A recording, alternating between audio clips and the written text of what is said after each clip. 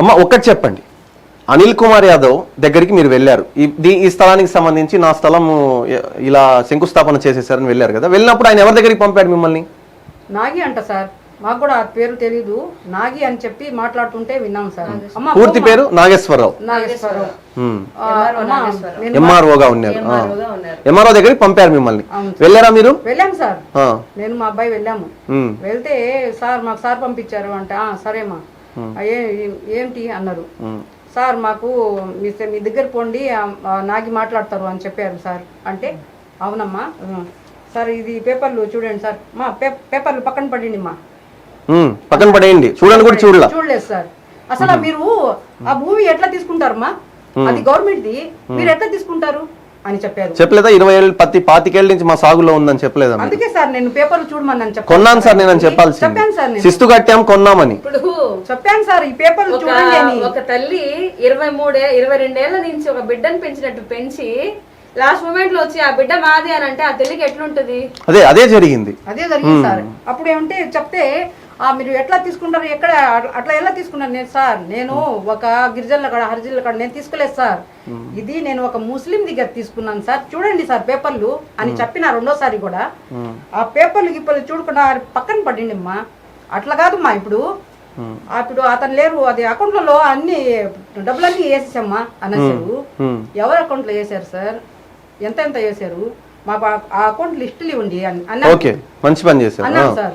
అంటే లేదు అతను లేడే, రేపు రమ్మా అనేసాడు. ఎవరు? లిస్ట్ చూసే అతను, లిస్ట్ చూసే వాళ్ళ ఆఫీస్ అధికారి. సరే అని చెప్పి రేపు 11 ఎన్ని గంటలు రమ్మంటారు సార్ అన్నాను. 11 గంటలు రమ్మా అన్నారు. సరే మళ్ళీ రేపు 11 గంటలకు వెళ్ళి టైమింగ్ చెప్పిన ప్రకారం పొద్దున ఇప్పుడు దాకున్నాడు మా, ఇప్పుడు ఎట్టపోయాడు, మధ్యాహ్నానికి రమ్మా అన్నాడు. మళ్ళీ మధ్యాహ్నం మళ్ళీ మధ్యాహ్నం పోతే ఇలా ఎన్ని రోజులు? అట్లాగే 2 నెలలు తిరిగాం సార్.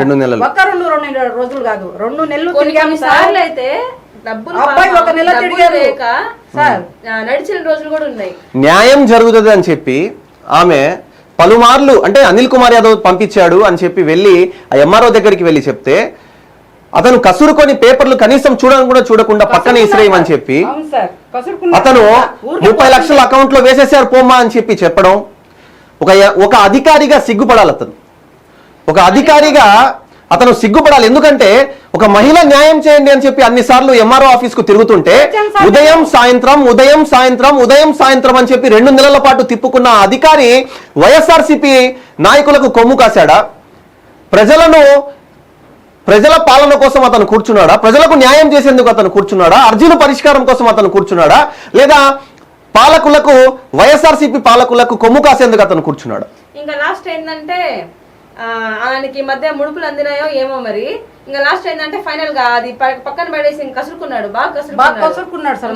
ఇక్కడి నుంచి ఎందుకు ఊరికని తిరుగుతావు అలా ఇలా అది పక్కన పడేసిపో, ఇంకా చెత్త కాగితాలు అని చెప్పేసి అలా చాలా ఇర్రెస్పాన్సిబిలిటీగా ఆయన చాలా బాధాకరంగా ఉంది ఆ విషయాలు. అసలు ఇంకా ఆ నుంచి పోలేదు సార్ నేను అంత కసురుకున్న తర్వాత. ఒక అధికారి నుండి అలా అతను చేయడం, నేను చెప్తున్నాను కదా, సిగ్గుపడాల్సిన విషయం. అతను ఒక ఉన్నత అధికారి, అతను కూర్చొని ఆ సీట్ లో అతను అలా బిహేవ్ చేయడము.